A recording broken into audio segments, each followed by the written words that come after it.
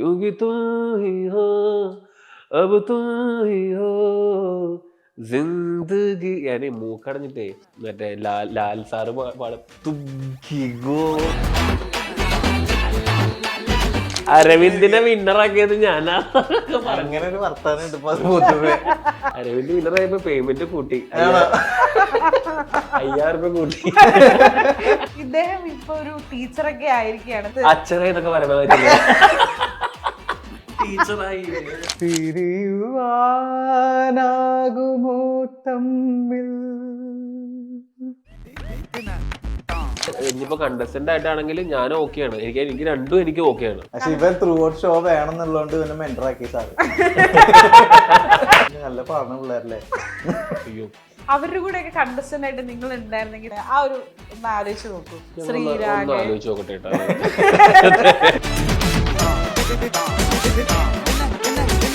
ഞാനല്ലേ ഞാനല്ലേ നിൽമാര ഇളനീല മിഴിയേ. ശ്രീരാഗ് ഗോകുലായിരുന്നല്ലോ മറ്റേ വോട്ടിങ്ങില്. ഞാനും ഇവനായിരുന്നു വോട്ടിങ്. ഇവന് ശ്രീരാഗിന്റെ ഇപ്പത്തെ ശ്രീരാഗ് പോലെയാണ് അന്നത്തെ കണ്ണേട്ടൻ. ഒടുക്കത്തെ ഫാൻസാ. വെണ്ണിലവേ വെണ്ണിലവേ വിണ്ണை താണ്ടി വരുവായാ വിളയാട ജോഡി തേവയേ. ലിബിനൊരു സൈക്കോ തന്നെ ആയിരുന്നു. ഇപ്പുള്ള വീടില്ലേ അത് പുതിയ വീടാ. പഴയ വീടാ നമുക്ക് കത്തിച്ചു. ആ കാര്യട്ടാ അവിടെ നാട്ടുകാർക്കൊക്കെ പേടിയാ. പറന്നു വീണ കുട്ടീന്റെ കൈ പിടിച്ചിട്ട് ഇങ്ങനെ കറക്കിണ്ടല്ലോ കുട്ടീനെ. ലിബിന് അങ്ങനെ ഒരു സ്വഭാവം കൂടി ഉണ്ട്. ചിത്ര ചേച്ചി നമ്മള് ഭയങ്കര ഒരു ഡിവൈൻ ഫീലാ നമുക്ക്. ഇപ്പൊ ചേച്ചിയുടെ നമ്മള് കാല് കണ്ടു കഴിഞ്ഞാൽ നമ്മള് ഓട്ടോമാറ്റിക്കലി നമ്മള് കാല് വീണ് പോകും. സുജാത ചേച്ചി ഡിപ്പെൻസ്. ചിലപ്പോ കാലി വീണു, ചിലപ്പോ നമ്മൾ സുജാത ചേച്ചി ഇങ്ങനെ കേൾക്കും. ആ ഒരു വൈബാ, ചിൽ വൈബാ.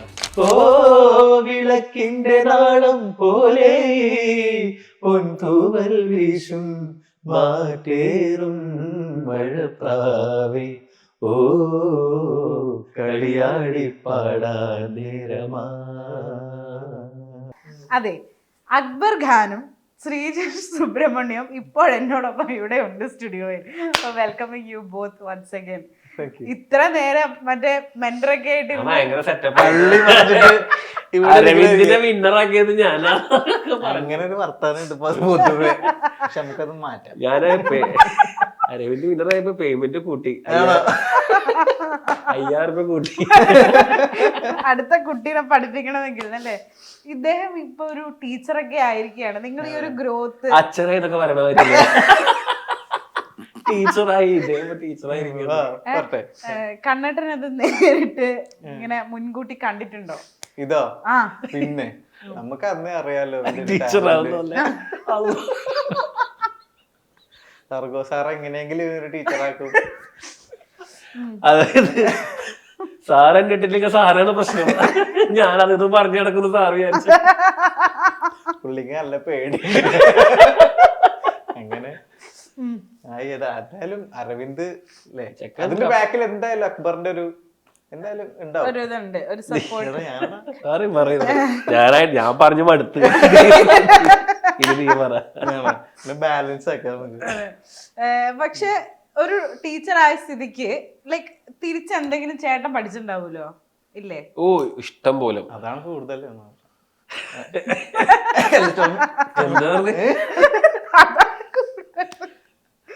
ഇപ്പൊ തന്നെ കണ്ടില്ലേ ആ മെസ്സേജ് വന്നപ്പോ അരവിന്ദ് ചേട്ടാ കോഴിക്കോട് പൊക്കോട്ടെ എന്നൊക്കെ ചോദിച്ചിട്ടാണ് പോകുന്നത്. വലിയ ரொம்ப ചോദിക്കും. ഗുരുഭക്തി. വീട്ടിൽ നിന്ന് ഇറങ്ങുമ്പോ തന്നെ ചോദിക്കും, ചേട്ടാ ഞാന് എന്റെ നാട്ടിലേക്ക് പോവാണ്, ചേട്ടന്റെ അഭിപ്രായം.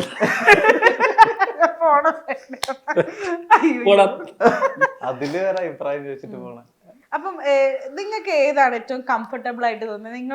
നിങ്ങൾ കണ്ടസ്റ്റൻസ് ആയിട്ട് നിൽക്കുമ്പോഴാണോ അതോ ഇതേപോലെ ഒരു മെന്റർ സ്ഥാനത്തൊക്കെ നിൽക്കുമ്പോഴോ ഏതാണ് സുഖമുള്ള പരിപാടി?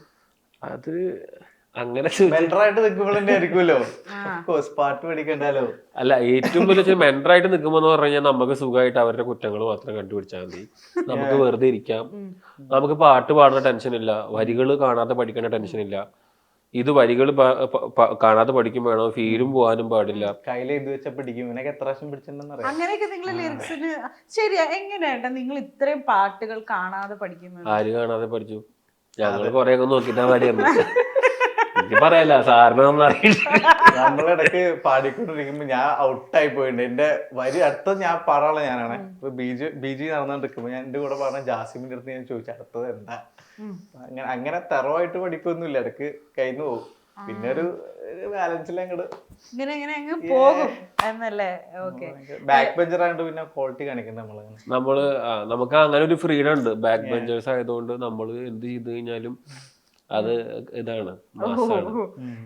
പക്ഷെ ഈ ബാക്ക് ബെഞ്ചേഴ്സിനെ എന്നും ഓർത്തിരിക്കുന്ന പറയുന്ന പോലെ ജനങ്ങളുടെ മനസ്സിൽ ഇപ്പോഴും നിങ്ങള് ഇപ്പൊ ലിബിൻ ചേട്ടനും ഉണ്ട്, കണ്ണൻ ചേട്ടനും ഉണ്ട്, ചേട്ടനും ഉണ്ട്. എന്താ ആൾക്കാർക്ക് നിങ്ങൾ ഇത്ര ഒരു ഇഷ്ടം? അതെന്താണ് അത് അങ്ങനെ?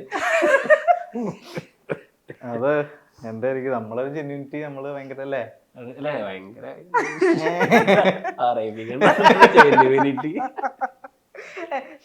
ചേട്ടൻ ആക്ച്വലി ശ്രീജിഷ് എങ്ങനെയാണ് കണ്ണേട്ടനായത്? അത് ഫുൾ കേരളക്കര ഏറ്റെടുത്ത് അത് ഫസ്റ്റ് ടൈം വിളിക്കണത് ഗോപിച്ചേട്ടനാണ്. ഗോപിസന്ത് ആണോ? കണ്ണേട്ടൻ ഗോപിച്ചേട്ടനാണോ അതിനാദ്യം വിളിക്കുന്നത്? ആ പേരെങ്ങനെ പുള്ളിക്ക് കിട്ടിയിട്ട് പുള്ളി വിളിച്ചിട്ട് അങ്ങനെ തോന്നുന്നു ആയതാണ്. അപ്പൊ നിനക്ക് അതിന് മുന്നേ നിന്നെ കണ്ണേട്ടനൊന്നും ആരും വിളിക്കൂലേ? അല്ലടാ ഞാൻ ചോദിക്കാം, ഗോപിച്ചേട്ടന്റെ പേരാണല്ലേ കണ്ണേട്ടൻ?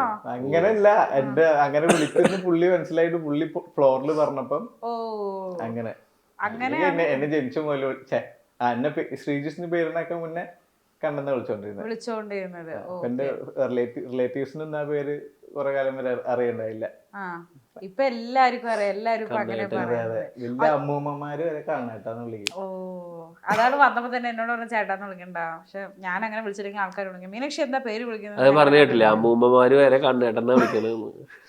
അതുകൊണ്ടായിരിക്കും കുട്ടി ചിലപ്പോ ശ്രീജിഷ് ചേട്ടാന്ന് വിളിച്ചത് ഇഷ്ടപ്പെട്ടിട്ടുണ്ടാവില്ല. ഇല്ലടാ, എന്താ ഞാനേ നിങ്ങളെ ഒരു ഗെയിം റൗണ്ടിലേക്ക് കൊണ്ടുപോകാം. ഞാനൊരു ഗെയിം തരാം, അത് കളിച്ചിട്ട് പോയാൽ മതി. ജികെ ആണോ? ജികെ അല്ല, ജികെ ആണെങ്കിലേ ഞങ്ങൾക്ക് പറ്റുള്ളൂ കേട്ടോ. ആണോ? എന്നാ ജികെ എടുത്തിട്ട് വരാം. എന്റെ എന്തും സ്റ്റോക്ക് ഉണ്ട്, എടുത്താൽ മതി. ഞാനൊരു പാട്ടിന്റെ ട്യൂൺ പ്ലേ ചെയ്യും, അത് ഏത് പാട്ടാണെന്ന് നിങ്ങൾ ഗസ് ചെയ്തിട്ട് പറയണം. ഇത് നിനക്ക് ഓർമ്മ? ഇത് നീ മെൻഡർ അല്ലാതെ തെളിയിക്കാനുള്ള മത്സരം. ഇത് എനിക്ക് ഇതിനെ പറ്റി വല്ല ധാരണ ഉണ്ടോന്ന് അറിയാൻ വേണ്ടിട്ട് ചെയ്യണമല്ലേ? സത്യം പറ. അല്ലല്ല, ഇന്നലെ നിങ്ങളെ സ്റ്റുഡൻസ് വന്നിട്ട് ഇത് കളിച്ചിട്ട് പോയതേ ഉള്ളൂ. അവർക്കറിയാം, എനിക്കറിയില്ല എന്നൊക്കെ വന്നു കഴിഞ്ഞാൽ മറ്റേ ഇതുണ്ടല്ലോ, അരവിന്ദനെ നീയാണ് കോച്ച് ചെയ്തെന്നുള്ള സാധനമൊക്കെ മാറും. ഓക്കെ, ഫസ്റ്റ് സോങ് ആണ്. അപ്പൊ അതിന്റെ ഒരു വരി, ഒറ്റ വരി പാടണം. ഇവ സൂപ്പറായിട്ട് പാടാ പാട്ട്. ഇത് മറ്റേ പഞ്ചാബി പോലെ എനിക്ക് അലക്കാനേ അറിയില്ല. ഞാൻ ഏത് പാട്ട് പാടിയാലും ഉദിത് നാരായണനാവും. നീ പാട്. ഉദിത് നാരായണൻ പാടിയാ മതിയല്ലേ? പാട്. ഉയിരിൽ തൊടും തളിർ വിരലാകണേ നീ. Very good. ഇനി അടുത്തത്.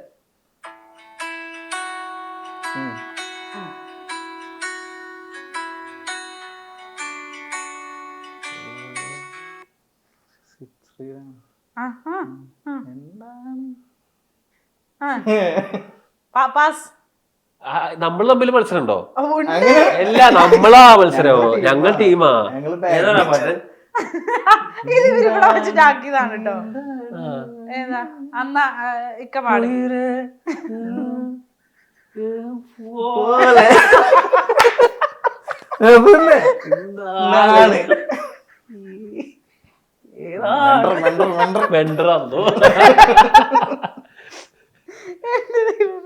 ഇനി അടുത്ത ഷോയില് മെൻഡറായിട്ട് വിളിച്ച ഇക്ക പോവക്ക. എന്നെ വിളിക്കാൻ സാധ്യത കുറവാണ്. അല്ല, ഇനിയിപ്പം ഞാൻ കേട്ടത് കേരളത്തിൽ ഏറ്റവും ഡിമാൻഡുള്ള മെൻഡറാണെന്നാണ്. ഇതിനെ പോലുള്ള കണ്ടസ്റ്റൻസ് വരണം, കോച്ച് ചെയ്യാൻ പറ്റുള്ളൂ. അത് കണ്ടസ്റ്റൻസ് നോക്കിയിട്ട് നമ്മൾ. ഇപ്പം നമ്മളൊരു വക്കീലാണെങ്കിലും ജയിക്കുന്ന കേസുകൾ പുള്ളിക്ക് മുന്നേ അറിയാം. അപ്പൊ അതിനനുസരിച്ചിട്ട് നമ്മൾ നിക്കണം. മനസ്സിലായോ? എന്നെ ഒരു റിയാലിറ്റി ഷോ പങ്കെടുപ്പിച്ച് പ്രൈസ് വാങ്ങിച്ചു തരുമോ? എന്ത് റിയാലിറ്റി ഷോ? പാട്ടിന് 50-50, 50 ലക്ഷം 25-25. മൊത്തത്തിൽ ഇപ്പൊ അങ്ങനെ ചർച്ച നടക്കുന്നുണ്ട്. അതൊന്നും പറയില്ല. ഇനി അടുത്ത പാട്ട്.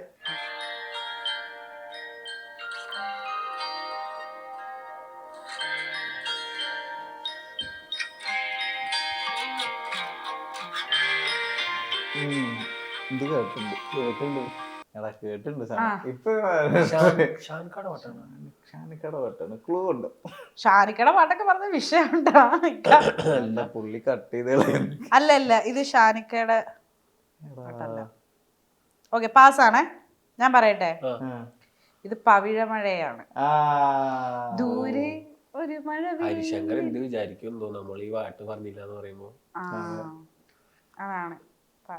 അപ്പം പാടണ്ട, കാരണം തെറ്റിപ്പോയി. അറിയണ പാട്ടായിരുന്നു.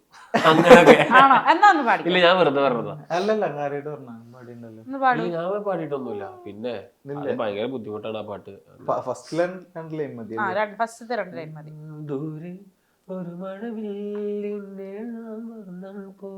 പിന്നെന്താണ് വരികളാണ് പ്രശ്നം.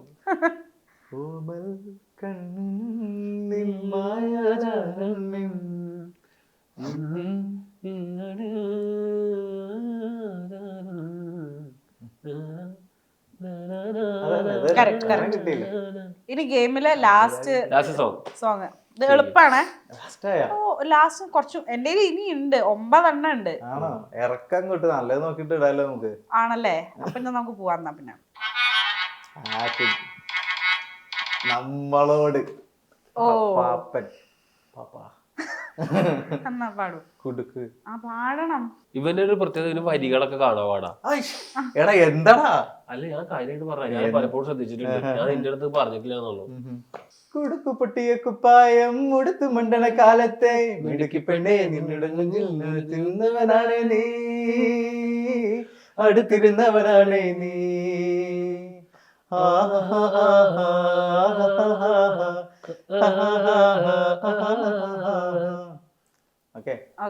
അതാ ഞാൻ നേരത്തെ പറഞ്ഞ, ഈ പാട്ട് നിങ്ങൾ തിരിച്ചറിയെങ്കിൽ വിഷയമാകും. കൊച്ചു കുട്ടികൾക്ക് വരെ അറിയാം ഈ പാട്ട്. കുറച്ച് ടഫാന്ന് വിചാരിച്ചു. അടുത്തത് ഇത് പോരാത്ര ആണല്ലേ? എന്നാ അത് കേട്ടോളാം. ആ ട്യൂണിൽ തന്നെ ആ പാട്ടുണ്ട്. എന്നാ പാട്. പറയുവാനിതാദ്യമായി വരികൾ മായേ മിഴികളിൽ 1000 മഴനീർ പോലെ ശലഭമായി പറന്നൊരാൾ അരികിൽ ചേരും, പതിയെ ഞാൻ തൊടുന്നതും അവളോമായോ. വാവ്, ഗ്രേറ്റ്. ഇനി ലാസ്റ്റ് വൺ. ഇവർക്ക് നിങ്ങൾ മെന്റേഴ്സ് അല്ലേ? ഞാൻ ഇല്ല, ഞാനാണ് മെന്റർ. ഇവന് സരിഗമ മാനിച്ചു കഴിഞ്ഞെങ്കിൽ അടുത്ത പാട്ട് നിന്നെ വിളിക്കൂടാ. ചിലപ്പോ സാറിന് അടുത്ത നിന്നെ പിന്നെ ഒഴിവാക്കാൻ.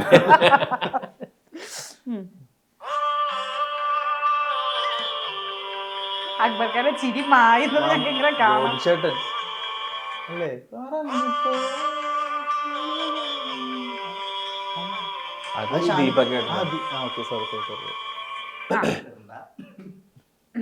പണ്ട് അതാണോ? പണ്ട് പണ്ട് പൂത്ത മലരുകൾ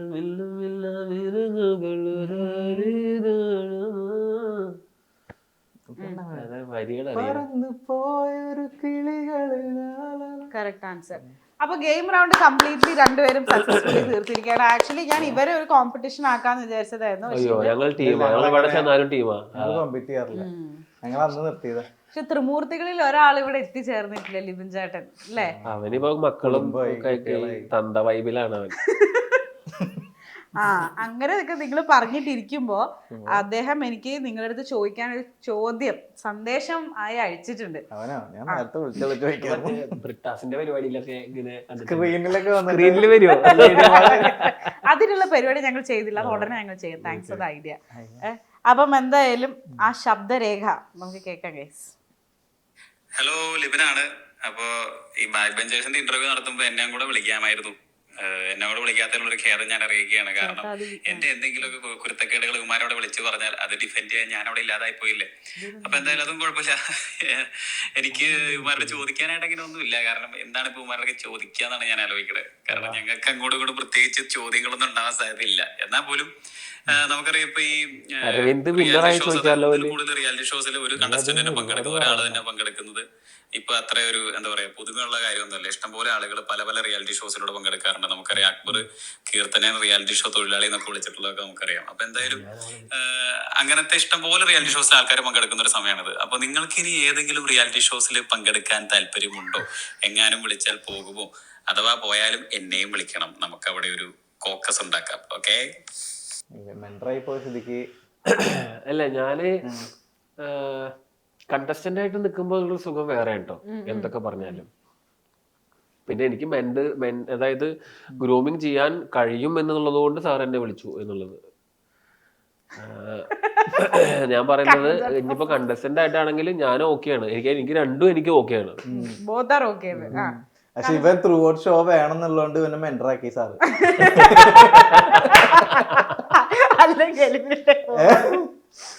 പിന്നെ നല്ല പാടുന്ന പിള്ളേരല്ലേ.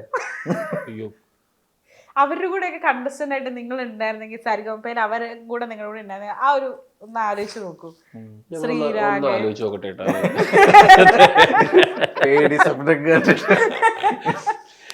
അതല്ല, ശ്രീരാഗ് ഗോകുലായിരുന്നല്ലോ മറ്റേ വോട്ടിങ്ങില്.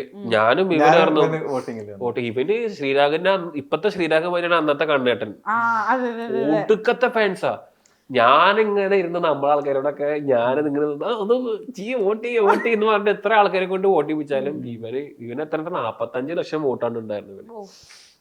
ജനപ്രിയ നായകൻ പോലെ. പിന്നെ ശിവനല്ലേ സ്കോർ ചെയ്തേ. തോറ്റു കൊടുത്താൽ മതിയായിരുന്നു എനിക്ക്. അത് ലാസ്റ്റ് അന്നത്തെ ഒരു നിങ്ങൾ രണ്ടുപേരും എന്നുള്ളൊരു ഇതില് വന്നിട്ടുണ്ടായിരുന്നില്ലേ, പിന്നെ ലേയിലേക്ക് കയറുന്നതിന് ആ ഒരു മനസ്സിലെ ടെൻഷനൊക്കെ നിങ്ങൾ ഇടയ്ക്ക് ഇപ്പൊ ഇങ്ങനെ ഓർത്ത് ചിരിക്കാറുണ്ടോ? ചിരിക്കാറ് വെച്ചാല് അങ്ങനെ അതിപ്പോ ഒരു അതൊക്കെ കഴിഞ്ഞില്ലേ, എന്തിനാ അതിനെ കുറിച്ചിട്ടൊക്കെ ഇതെന്താ അതിനെ കുറിച്ചൊക്കെ ആലോചിക്കേണ്ട ആവശ്യമില്ലല്ലോ. കാരണം നിനക്ക് വിന്നർ ആവായിരുന്നു കേട്ടോ. പാളിപ്പോയതാടാ, അല്ലെങ്കിൽ എവിടെ എത്തണ്ട. എനിക്ക് ശരിക്കും ലിബിനെ മറച്ചിടായിരുന്നു. ലിബിനല്ലേ, വേറെ ആരെല്ലായിരുന്നു നോക്കാറുണ്ട്. ലിബിനെ എങ്ങനെ നമ്മള് കൂടുതൽ അതെനിക്ക് സെക്കൻഡിന് വേണ്ടിട്ട് കോമ്പറ്റ് ചെയ്യാറുണ്ട്. അതെ, ഞാൻ പിന്നെ ഫസ്റ്റ് ആയിരുന്നു എന്റെ ഒരു ഇത്. അയ്യോ ലിബിൻ ചേട്ടൻ ഇപ്പൊ ഭയങ്കര പാവല്ലേ. പിന്നെ പാവോ, മറ്റേ പുൽക്കൂട് കത്തിക്ക അങ്ങനെ എന്തെല്ലാം ഉണ്ട്. അവന് ഭയങ്കര സൈക്കോണ് അവൻ. അപ്പൊ സരിഗമപ്പയില് കണ്ട എല്ലാവർക്കും അറിയാലോ, അവനൊരു വീടിന്റെ സൈഡ് മൊത്തം കത്തിച്ചിട്ടുണ്ടല്ലോ. അവന് ഭയങ്കര ഇതൊക്കെ ഉണ്ട്. ഞാൻ പോയിട്ടുണ്ട് ലിബിൻ ചേട്ടന്റെ വീട്ടില്, ഞങ്ങള് ഹോം ടൂറിന് പോയിട്ടുണ്ടായിരുന്നു. ഇപ്പുള്ള വീടില്ലേ അത് പുതിയ വീടാ, പഴയ വീടാണ് നമുക്ക് കത്തിച്ചത്. സൈഡ് മൊത്തം കാര്യമില്ല. അവിടെ നാട്ടുകാർക്കൊക്കെ പേടിയാ. അല്ല, അത് ഞാൻ പറയുന്നത്, അതായത് വീട്ടുകാർ പിന്നെ എത്ര പേടിച്ചാലും അവരുടെ മക്കളാണ്. അപ്പൊ ആ ഒരു സ്നേഹം അവർക്ക് ഉണ്ടാവും. പക്ഷെ അത് അങ്ങനത്തെ റിലേഷൻ ഇല്ലാത്ത ആൾക്കാരുണ്ടാവുമല്ലോ. ലിബിൻ ഒരു സൈക്കോ തന്നെ ആയിരുന്നു. ഇപ്പം കുടുംബം കുട്ടികളൊക്കെ ആയിട്ട് നല്ല ഡീസന്റ് ആയിട്ട് അവന്റെ കുട്ടി പിറന്നു വീണ കുട്ടീന്റെ കൈ പിടിച്ചിട്ട് ഇങ്ങനെ കറക്കിണ്ടല്ലോ കുട്ടീനെ. അതൊക്കെ ചെയ്യുവൻ. നമ്മള് പറയുമ്പോ ഭയങ്കര സൈക്കോ ആയിട്ട് ആൾക്കാർക്ക് തോന്നുന്നു. എന്ത് അല്ല ഇങ്ങനെ പറയണ കേൾക്കുമ്പോ ഇല്ലായിരിക്കും അല്ലേ? അല്ല, ഞാൻ പറഞ്ഞത് അതങ്ങനെ ലിബിന് അങ്ങനെ ഒരു സ്വഭാവം കൂടി ഉണ്ട്. ലിബിൻ ചേട്ടാ കേക്കണ്ട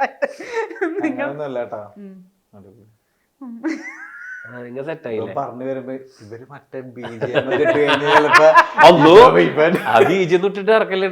ഇവൻ സൈക്കോ ലിബിന്നൊക്കെ പരിപാടി കിട്ടുന്നില്ല. അതുപോലെ തന്നെ ശ്രീജേട്ടനും ശ്രീരാഗിനെയും നമുക്കിപ്പോ നേരത്തെ ഒരു കമ്പാരിസൺ പറഞ്ഞപ്പോഴാണ് എനിക്ക് മൈൻഡിലേക്ക് ഓർമ്മ തന്നെ. ചേട്ടനും ഫീലുള്ള പാട്ടുകളുടെ ഒരു കിങ് ആണ് അല്ലേ? വെണ്ണിലവയൊക്കെ പാടി ഭയങ്കര. വെണ്ണിലവേ പ്ലീസ്. പിന്നെന്താ, വെണ്ണിലവേ വെണ്ണിലവേ വിണ്ണை താണ്ടി വരുവായാ വിളയാട ജോടി தேவையே இந்த பூலோகத்தில் யாரும் பார்க்கும் முன்னே உன்னை அதிகாலை அனுப்பி வைப்போம். കഴിഞ്ഞോ? ഓൾറൈറ്റ്. അപ്പൊ ഇവിടെ ഇങ്ങനെ തമിഴ് സോങ്സിന്റെ ഫീൽ ആണെങ്കിൽ അക്ബർക്ക് പാടി എനിക്ക് കേൾക്കാനായിട്ടുള്ള ഒരു പാട്ട് ഞാൻ ലിസ്റ്റിൽ എഴുതി വെച്ചിട്ടുണ്ട്. ഫസ്റ്റ് തന്നെ ഗസ് ചെയ്യാവോ? അക്ബർക്ക് തുമ്പി ഹോ എനിക്ക് നോട്ടീസ് വന്നു വീട്ടിൽ. അതിന് പാടരുത് അർജിത് സിംഗിന്റെ ഓഫീസിൽ ആള് പാടുന്നതൊക്കെ കൂടുതൽ ഞാൻ പാടി കാശുണ്ടാക്കിയിരുന്നു. മല്ലിക പ്ലീസ്. എനിക്ക് അന്ന് അത് പാടി തന്നിട്ടുണ്ടായിരുന്നില്ലേ, ഇതിന് മുമ്പ് ഉണ്ടായിരുന്ന ഇന്റർവ്യൂ. ഇന്ന് ഉദിത് നാരായണ മോശം.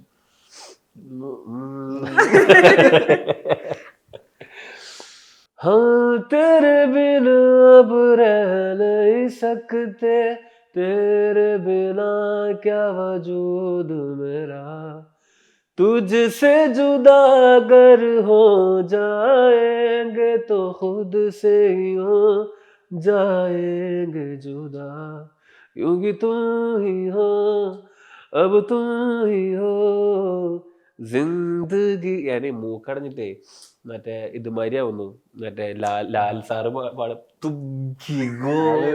ഇങ്ങനെ എൻജോയ് ചെയ്തിരിക്കായിരുന്നു അല്ലേ, പെട്ടെന്ന് നശിപ്പിച്ചില്ലേ. എനിക്ക് മൂക്കടപ്പ് കാരണം. ഓട്ടർവിനില്ലേ, ഒട്ടന് കൊടുക്കുന്നുണ്ടോ? അത് എന്നോട് മേടിച്ചു വരാൻ പറഞ്ഞല്ലേ ഞാൻ ഇവിടെ കണ്ട ലോഗൊക്കെ ബ്ലോക്ക് ആക്കിട്ട് വരും ഞാൻ. എനിക്ക് തേരേലി തൊട്ടുന്ന കുട്ടിക്ക് എന്റെ പാട്ട് ഇഷ്ടപ്പെട്ടു. ആർക്ക്? കുട്ടിക്ക്.